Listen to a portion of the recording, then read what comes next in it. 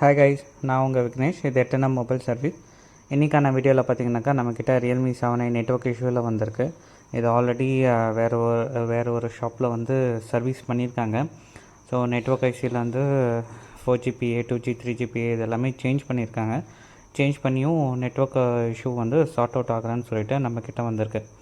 So பேசிக்காக நான் வந்து என்ன செக் பண்ணுறேன் அப்படின்னாக்கா பேஸ்பேண்ட் வெர்ஷன், அதுக்கப்புறம் ஐஎம்இ நம்பர், இந்த மாதிரி டீட்டெயில்ஸ் எல்லாமே கரெக்டாக இருக்கா இல்லையான்னு செக் பண்ணி பார்த்துக்கிறேன். ஸோ இது எல்லாமே எனக்கு இதில் கரெக்டாக தாங்க இருக்குது. ஸோ நெக்ஸ்ட்டு நான் என்ன செக் பண்ணி பார்க்க போகிறேன் அப்படின்னாக்கா என்னோடய மொபைல் ரேடியோ பவர். ஓகே, அதாவது டயலுக்கு போங்க, ***4636# இந்த மாதிரி கொடுங்க. இந்த மாதிரி இட்ஸ் அன் இன்ஜினியரிங் கோடு, அவ்வளோதான். இந்த இன்ஜினியரிங் கோடில் போனீங்க அப்படின்னாக்கா ஃபோன் இன்ஃபர்மேஷன்ஸ் இருக்கும். அது உள்ளே போனீங்க அப்படின்னாக்கா மொபைல் ரேடியோ பவர். இந்த மொபைல் ரேடியோ பவர் ஆஃபில் இருக்குது பாருங்கள். ஆன் பண்ணுறேன், பேக் வரேன், திருப்பி உள்ளே போய் நான் செக் பண்ணுறேன். திருப்பி பார்த்தீங்கன்னாக்கா ஆஃப் கண்டிஷனில் இருக்குது. ஸோ மேக்ஸிமம் இந்த மொபைல் ரேடியோ பவர் நீங்கள் சிம் இன்சர்ட் பண்ணோடனே ஆட்டோமேட்டிக்காக இது வந்து ஆன் ஆகிடும். இது ஆஃப் கண்டிஷனில் இருக்குது அப்படின்னாக்கா மேக்ஸிமம் நம்ம வந்து ப்ரோட்டோகால் லைன்ஸில் எதனா ப்ராப்ளம் இருக்கும். இல்லை அப்படின்னாக்கா சம்டைம்ஸ் என்னோடய எக்ஸ்பீரியன்ஸில் பார்த்தீங்க அப்படின்னாக்கா 4GPA இஷ்யூவாலையும் இந்த மாதிரி இஷ்யூஸ் எல்லாமே வரும். நான் ஃபஸ்ட்டு செக் பண்ணி பார்த்துக்கிறேன் எதனா மிஸ்ஸிங் காம்பனன்ட்ஸ் எதனா இருக்கா. ஏன்னா இது ஆல்ரெடி வேறு ஒரு ஷாப்பில் போயிட்டு வந்திருக்கு இல்லையா. ஸோ மிஸ்ஸிங் காம்பனன்ட்ஸ் எதனா இருக்கா இல்லையான்ட்டு நான் செக் பண்ணி பார்த்துக்கிறேன். அவங்க 4GPA சேஞ்ச் பண்ணியிருக்காங்க. சைடில் 1 or 2 காம்பனன்ட்ஸ் வந்து ரிமூவ் பண்ணி எடுத்து வச்ச மாதிரி தான் இருக்குது. நம்ம ஸ்கிமேட்டிக்லேயும் செக் பண்ணி பார்த்துக்கலாம். வேறு எதனா காம்பனன்ட் மிஸ் அவுட் ஆகிருக்கா இல்லையான்ட்டு நம்ம செக் பண்ணி பார்த்துக்கலாம்.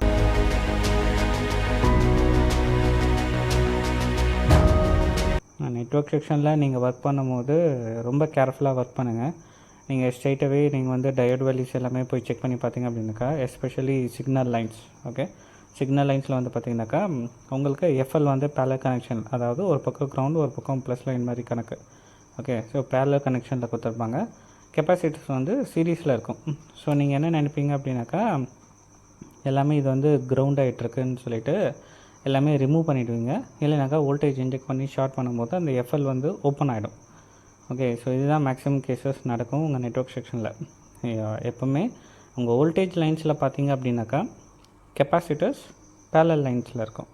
இதுவே சிக்னல் லைன்ஸில் நீங்கள் பார்க்குறீங்க அப்படின்னாக்கா கெப்பாசிட்டர்ஸ் சீரீஸ் கனெக்ஷனில் இருக்கும்.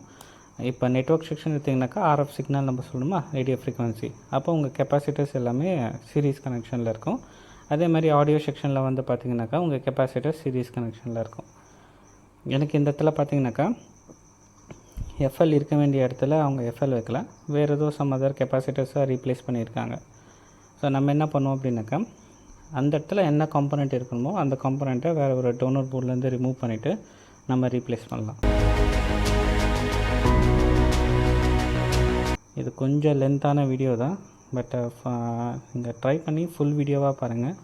உங்களுக்கு ஒரு நல்ல அண்டர்ஸ்டாண்டிங் கிடைக்கும் நெட்வொர்க் செக்ஷனில் எப்படி நீங்கள் வந்து ப்ராப்ளம் ஐடென்டிஃபை பண்ணுறோன்னு சொல்லிட்டு.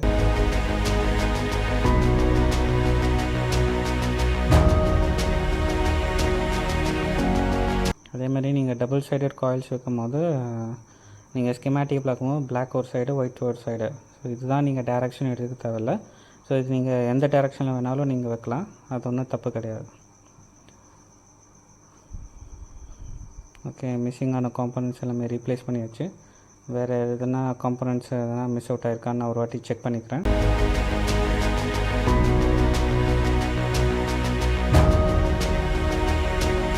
நான் ஒரு வாட்டி 4GPAவும் ரீசெட் பண்ணிக்கிறேங்க.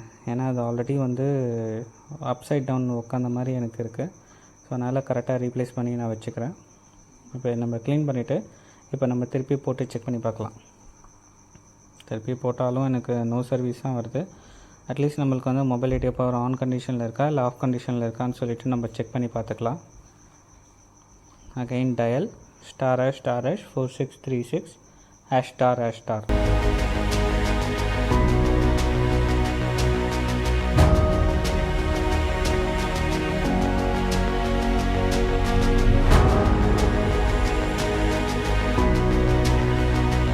அகைன் எனக்கு மொபைல் ரேடியோ பவர் ஆஃபில் தாங்க இருக்குது.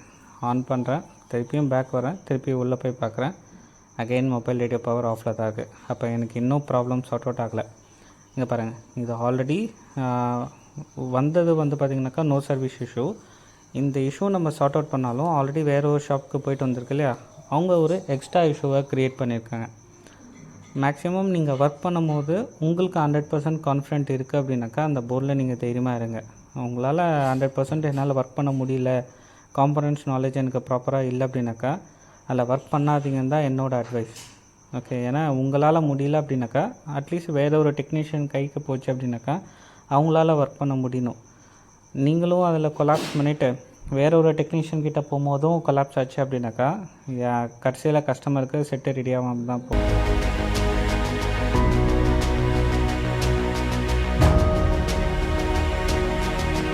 இப்போ நான் நெக்ஸ்ட்டு என்ன செக் பண்ணுறேன் அப்படின்னாக்கா ப்ரோட்டோகால் லைன்ஸை நான் செக் பண்ணி பார்க்குறேன்.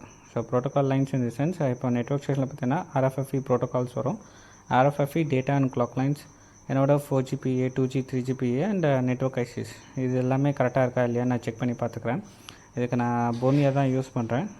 நான் போனியோ வந்து ரெக்கமெண்ட் பண்ணல. நீங்கள் என்ன சாஃப்ட்வேர் வேணாலும் நீங்கள் யூஸ் பண்ணிக்கலாம். அது உங்களோட யூஸபிலிட்டி என்ன இருக்கோ நல்லா இருக்கோ அதை நீங்கள் யூஸ் பண்ணிக்கலாம்.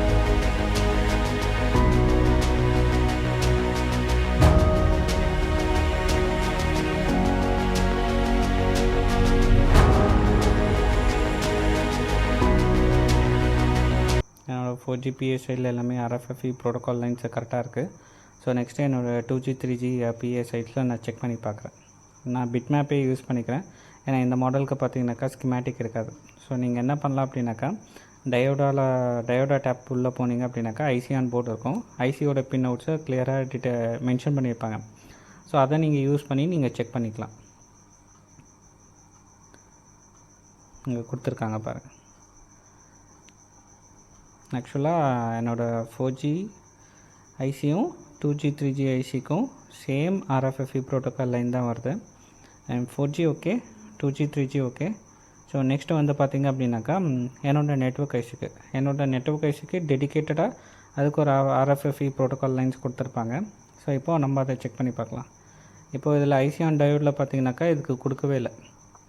ஸோ நம்ம என்ன பண்ணோம்னா பிட்மேப் ஓப்பன் பண்ணிவிட்டு ஒவ்வொரு பேடிங் கிட்டே போனீங்கனாக்கா அதோட நேம்ஸை வந்து டினோட் பண்ணியிருப்பாங்க. ஓகே, ஸோ அது வழியாக தான் நான் செக் பண்ணி பார்க்குறேன். ஸோ இந்த இடத்துல இருக்க பாருங்க.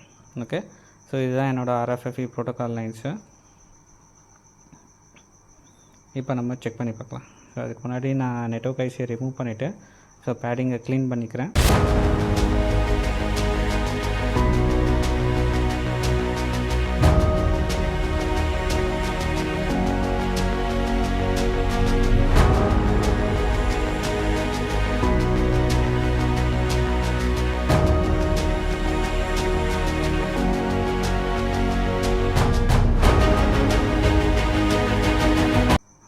என்னோடய RFFE டேட்டா லைனில் OL வருது.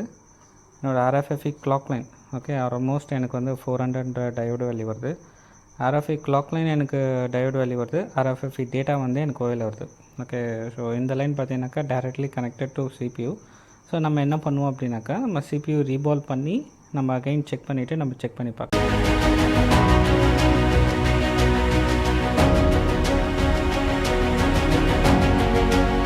நான் நிறைய வீடியோ போட்டுட்டேன். பேஸ்டட் ஐசி எப்படி ரிமூவ் பண்ணணும், நான் பேஸ்டட் எப்படி ரிமூவ் பண்ணணும், எல்லாமே நிறைய வீடியோ இருக்குது. அதனால் நான் இதில் வந்து நான் பெருசாக நான் எதுவும் உங்களுக்கு காமிக்கலை. எல்லாமே ஃபாஸ்ட் ஃபார்வர்ட் பண்ணுறேன்.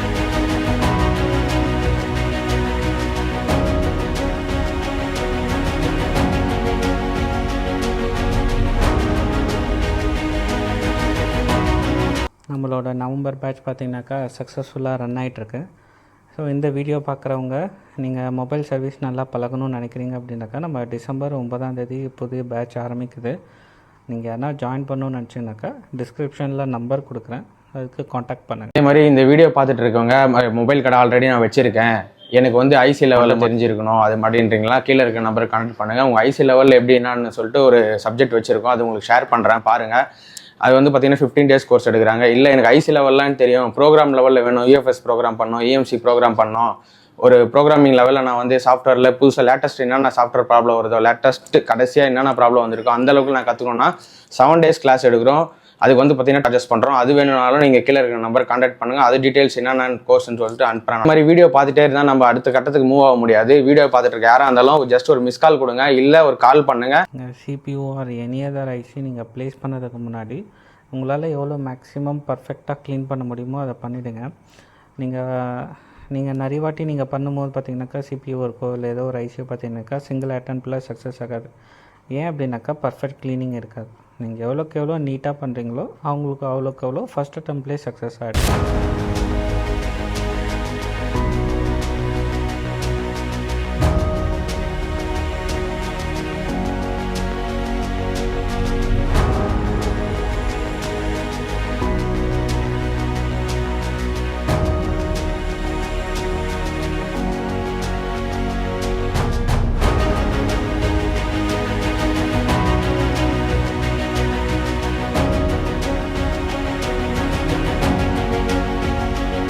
போர்டு க்ளீன் பண்ணியாச்சு.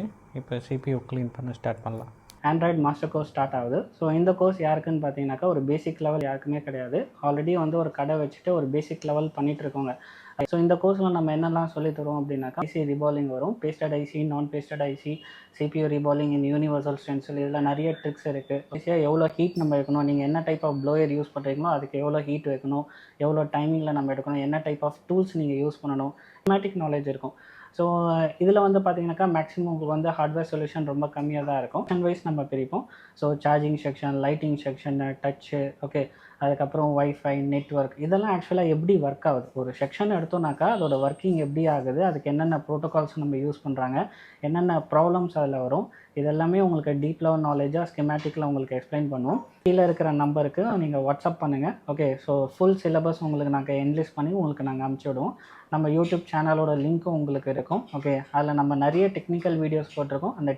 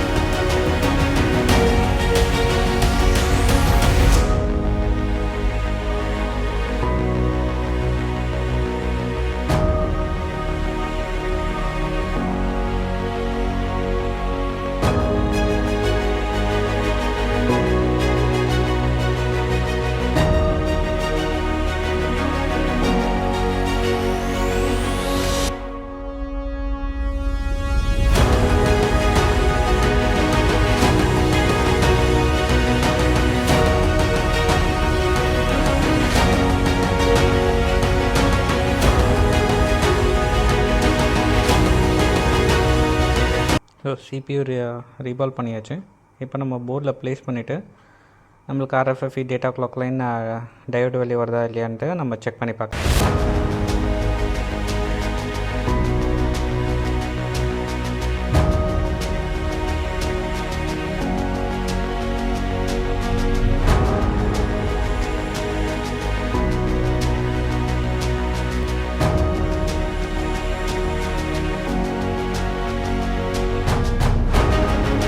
ஓகே, இப்போ நம்ம RFFE டேட்டா கிளாக் லைன் நம்ம செக் பண்ணி பார்க்கலாம்.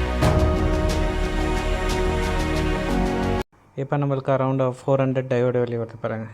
இப்போ நம்மளுக்கு RFFE data clock line okay ஆகிடுச்சு. இப்போ நம்ம நெட்வொர்க் ஐசியை ப்ளேஸ் பண்ணிவிட்டு நெட்வொர்க் வருதா இல்லையான்ட்டு நம்ம செக் பண்ணி பார்த்துக்கலாம்.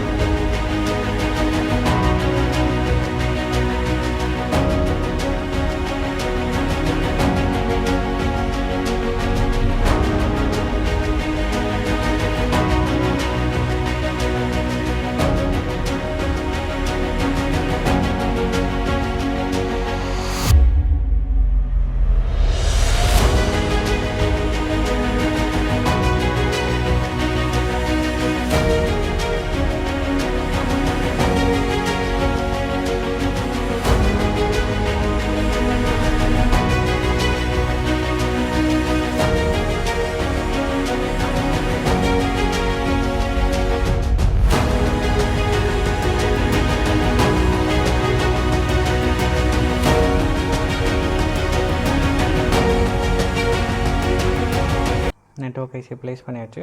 செட் ஆன் பண்ணிவிட்டு நம்ம செக் பண்ணோம் அப்படின்னாக்கா இப்போ பாருங்கள் நெட்வொர்க் வந்தாச்சு. இப்போ நம்ம திருப்பியும் நம்ம போய்ட்டு மொபைல் ரேடியோ பவர் ஆனில் இருக்கா ஆஃபில் இருக்கா நம்ம செக் பண்ணி பார்த்தலாமா. ***4636###. ஓகே, இப்போ நமக்கு 100% மொபைல் ரேடியோ பவர் ஆனில் தான் இருக்கும். ஏன்னா நம்மளுக்கு ஆல்ரெடி நெட்வொர்க் வந்தாச்சு. ஸோ இந்த மாதிரி நிறைய வீடியோஸ் வேணும் அப்படின்னாக்கா சேனலை மறக்காமல் சப்ஸ்கிரைப் பண்ணுங்கள். இதே மாதிரி நெக்ஸ்ட்டு உங்களுக்கு எந்த விதமான செக்ஷனில் உங்களுக்கு வீடியோ வேணுன்ட்டு மறக்காமல் கமெண்ட் பண்ணுங்கள். நான் மேக்ஸிமம் ட்ரை பண்ணுறேன். ஓகே.